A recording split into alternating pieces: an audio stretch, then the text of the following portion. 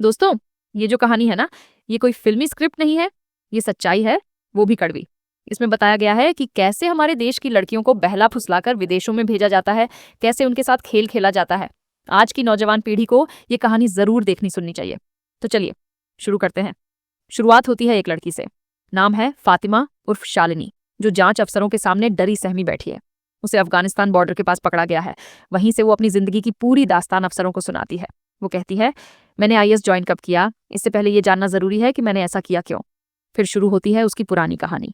वो बताती है कि वो केरल की रहने वाली थी, माँ और दादी के साथ रहती थी। पिता की मौत काफी पहले हो चुकी थी। घर का माहौल सिंपल और प्यार भरा था। वो पढ़ाई लिखाई में अच्छी थी और नर्सिंग का सपना देख रही थी। घर वाले भी उसका साथ देते थे। नर्सिंग की पढ़ाई के लिए वो शहर जाती है। एक बड़े नर्सिंग कॉलेज में एडमिशन लेती है। वहां उसकी मुलाकात होती है 3 लड़कियों से, गीतांजलि, नेमा और आसिफा। शालिनी और गीतांजलि हिंदू थी, नेमा क्रिश्चियन थी और आसिफा मुस्लिम। चारों में दोस्ती जम जाती है, लेकिन किसी को भी अंदाजा नहीं था कि आसिफा के इरादे कुछ और ही हैं। एक दिन सब दोस्त बाहर घूम रहे थे, तभी एक अनजान आदमी उनकी फोटो खींचता है। दूसरी तरफ आसिफा कुछ अजीब लोगों के साथ मीटिंग कर रही होती है। ये वही गैंग था जो लड़कियों को बहला फुसलाकर विदेश भेजता था। आसिफा अपने घर पर सबको बुलाती है और खाना खिलाती है। खाने से पहले वो और निमा दुआ मांगते हैं। शालिनी पूछती है, ये क्या कर रहे हो? आसिफा समझाने लगती है, हम खाना खाने से पहले अल्लाह को याद करते हैं। यहीं से ब्रेन वॉश की शुरुआत होती है। धीरे धीरे आसिफा उन्हें कहती है, तुम्हारे भगवान कुछ नहीं कर सकते, अल्लाह ही सही रास्ता दिखाते हैं। वो उन्हें कहती है कि बाकी धर्म फालतू हैं, सिर्फ एक ही सच्चा है। आसिफा का घर हॉस्टल के पास था, बाकी सबका घर दूर। तो वो सबको कहती है, मेरे घर में रह लो, बार बार आना जाना मत करो। लेकिन असल में वो घर एक जाल था, जहां लड़कियों को फंसाया जाता था। वो अपने भाई रमीज और अब्दुल से भी मिलवाती है, जो नकली रिश्तेदार थे। वो भी वही बातें दोहराते, अल्लाह, धर्म, जन्नत। धीरे धीरे शालिनी और बाकी लड़कियों को ये सब अच्छा लगने लगता है, पर असल में ये सब ब्रेन वॉश था, जिसकी उन्हें भनक तक नहीं थी। अब कहानी में एक टाइम जंप होता है। शालिनी अब फातिमा बन चुकी थी, शादी भी हो गई थी, लेकिन रमीज से नहीं, किसी ईशाद नाम के शख्स से। दोनों अफगानिस्तान में थे और सीरिया जाने की फिराक में थे। जैसे ही वो अफगानिस्तान में घुसती है, चारों तरफ कटी हुई लाशें, सिर और हिंसा ही दिखती है। ये देख फातिमा को उल्टी आ जाती है।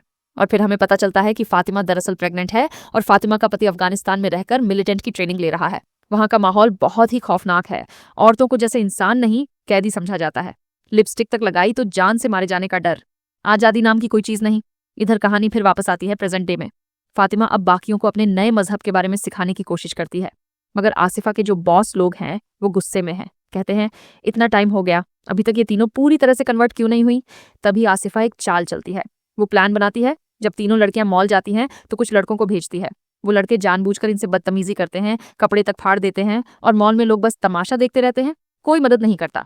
रोते हुए तीनों वापस हॉस्टल लौटती हैं। आसिफा कहती है, ये सब इसलिए हुआ क्योंकि तुमने हिजाब नहीं पहना था। क्या कभी सुना है कि किसी हिजाब वाली लड़की से कोई ऐसी हरकत करता हो?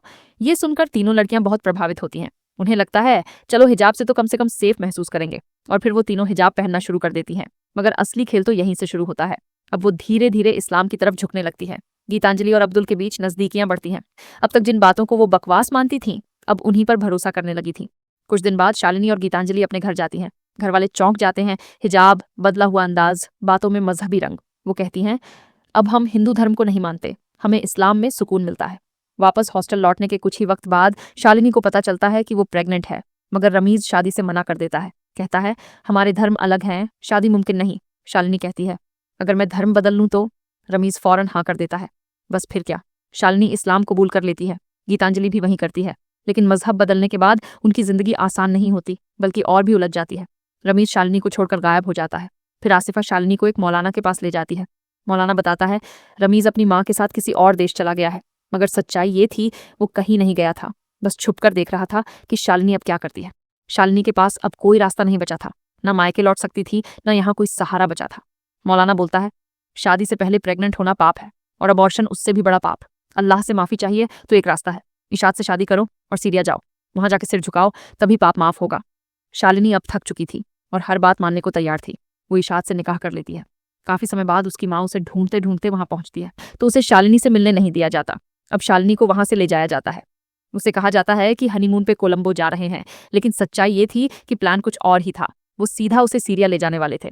सब पहले से तय था, पासपोर्ट, वीजा, टिकट, सब रेडी। ये कोई पहला मामला नहीं था, ये तो इनके धंधे का हिस्सा था, लड़कियों को फंसा के बाहर भेजने का। दूसरी तरफ अब्दुल भी गीतांजलि को सीरिया ले जाना चाहता था, लेकिन गीतांजलि ने साफ मना कर दिया। जब वो नहीं मानी तो अब्दुल ने अपना असली चेहरा दिखाया, ब्लैकमेल करने लगा। उसने कहा, तेरे न्यूड फोटोज मेरे पास हैं, अगर नहीं आई तो इंटरनेट पे डाल दूंगा। अब गीतांजलि को सारी सच्चाई समझ में आ गई। ये तो जाल था जिसमें हम तब फंस गए। पर उसने हिम्मत दिखाई, बोली जो करना है कर ले, मैं तेरे साथ नहीं जाऊंगी। और सब कुछ छोड़ के वो वापस अपने घर लौट गई। अब्दुल और मौलाना को भी अब उसमें कोई दिलचस्पी नहीं थी, क्योंकि वो अब उनकी बातों में आने वाली नहीं थी। मगर अब्दुल ने फोटोज वाकई में वायरल कर दी। जब गीतांजलि को पता चला तो वो बहुत टूट गई और आखिरकार उसने अपनी जान दे दी। उधर अफगानिस्तान में नेमा ने शालिनी को फोन किया। नेमा ने पूरी सच्चाई बताई। ये सब धोखा था, आसिफा ने हमारे साथ खेल खेला। गीतांजलि अब नहीं रही। नेमा ने अपनी आपबीती भी बताई। एक लड़के से मिलवाया गया, ड्रिंक में नशा मिलाया गया और फिर मेरे साथ गैंगरेप हुआ। ये सब सुनकर शालिनी हिल जाती है, लेकिन फिर भी उसे इशाद पर भरोसा था। कुछ वक्त बाद शालिनी एक बेटे को जन्म देती है। उसकी सबसे पहली ख्वाहिश होती है अपनी माँ को ये बात बताना। कॉल तो रिस्की था, इसलिए उसने एक औरत के फोन से मैसेज भेज दिया, लेकिन जैसे ही ये औरत बाहर जाती है उसे गोली मार दी जाती है। शालिनी समझ जाती है कि अब यहाँ रहना मौत को दावत देने जैसा है। किसी तरह जान बचाकर शालिनी अपने घर लौटती है। कुछ दिन सुकून से बीतते हैं। फिर इशाद के कुछ लोग आते हैं और बताते हैं इशाद शहीद हो गया है। वो लोग शालिनी और उसके बच्चे को जबरदस्ती साथ ले जाते हैं। वहाँ और भी कई औरतें होती हैं, लेकिन बच्चे को उससे अलग कर दिया जाता है। अब शालिनी को भेजा जाता है किसी और जगह, और वहां पहुंचकर उसे पता चलता है कि इशाद मरा नहीं है, वो जिंदा है। असलियत ये थी कि उसने शालिनी को सिर्फ यूज किया था। अब कहानी आती है वर्तमान में। शालिनी अफसरों के सामने अपनी आपबीती सुनाते हुए बताती है, वहां जो औरतें थीं उनके साथ हर रोज जुल्म होता था। उन्हें इंसान नहीं समझा जाता था, उनके साथ शारीरिक शोषण होता था। इधर भारत में नीमा फिर से हिम्मत जुटाकर पुलिस के पास जाती है। वो कहती है केरल में हर साल हजारों लड़कियों का धर्म परिवर्तन कराया जाता है। कई तो गायब हो जाती हैं, लेकिन किसी को खबर तक नहीं होती। पुलिस वालों को वो सब बताती है, लेकिन वो उसकी बातों पर यकीन नहीं करते। कहते हैं कोई सबूत है, और बिना सबूत के FIR तक दर्ज नहीं की जाती। उधर अफगानिस्तान में औरतों को एक और जगह बंद कर दिया जाता है, जहां जिनके शौहर मारे गए होते हैं उन्हें जबरन रखैल बना लिया जाता है। शालिनी चारों ओर देखती है। उसकी मैपिंग की आदत बचपन से थी। उसे अंदाजा होता है कि ये जगह सीरिया और तुर्की के बॉर्डर के पास है। अब वो रिस्क लेती है, 2 और लड़कियों को साथ लेकर भागने की कोशिश करती है, लेकिन रास्ते में आतंकी उन्हें देख लेते हैं और उसकी दोनों साथी लड़कियों को मार दिया जाता है। शालिनी किसी तरह वहां से भाग निकलती है। रेगिस्तान, गर्मी, थकान, वो अकेली चलती रहती है। उसका शरीर जवाब देने लगता है और वो जमीन पर गिरकर बेहोश हो जाती है। करीब 17 घंटे बाद उसकी आंख खुलती है तो ऊपर एक ड्रोन उड़ रहा होता है। यहीं से कहानी दोबारा वर्तमान में लौटती है। शालिनी अब अफगानिस्तान की आर्मी की कस्टडी में होती है। अफसरों के सामने वो पूरी कहानी सुना चुकी होती है। वो कहती है अगर आप मुझे इंडिया भेज दें तो मैं उन सभी लोगों के नाम, चेहरे और ठिकाने बता सकती हूँ जो इस पूरे नेटवर्क में शामिल हैं। लेकिन लेडी अफसर कहती है तुमने आतंकी ट्रेनिंग ली, फेक पासपोर्ट पर 3 देशों की सरहदें पार की, 1 साल तक एक आतंकी के साथ रही, तो हम तुम्हें कैसे बेगुनाह मान लें। तुम्हें भारत में भी सजा मिलेगी, लेकिन हम वादा करते हैं तुम्हें सुरक्षित जेल में रखा जाएगा और तुम्हारे बच्चे की तलाश भी की जाएगी। इसके बाद शालिनी को एक आखिरी बार अपनी माँ से कॉल करने का मौका दिया जाता है। माँ फोन उठाती है, रोते हुए पूछती है बेटा तू ठीक है ना। शालिनी कुछ पल चुप रहती है, फिर धीमे से कहती है हाँ माँ, मैं ठीक हूँ, जल्दी आने की कोशिश करूंगी। लेकिन सच ये था कि उसकी आवाज में सिर्फ खालीपन था। उसकी माँ को नेमा पहले ही सारी सच्चाई बता चुकी थी। अब शालिनी को जेल में ले जाया जाता है। वहां एक छोटी बच्ची उसका हिजाब खींचकर आग में डाल देती है। शायद यह इशारा था कि अब शालिनी को किसी नकाब की जरूरत नहीं रही। वो अब किसी और की दी हुई पहचान नहीं, बल्कि अपनी असली पहचान को अपनाती है। वो अफसरों के सामने साफ शब्दों में कहती है मेरा नाम फातिमा नहीं, शालिनी उन्नीकृष्णन है।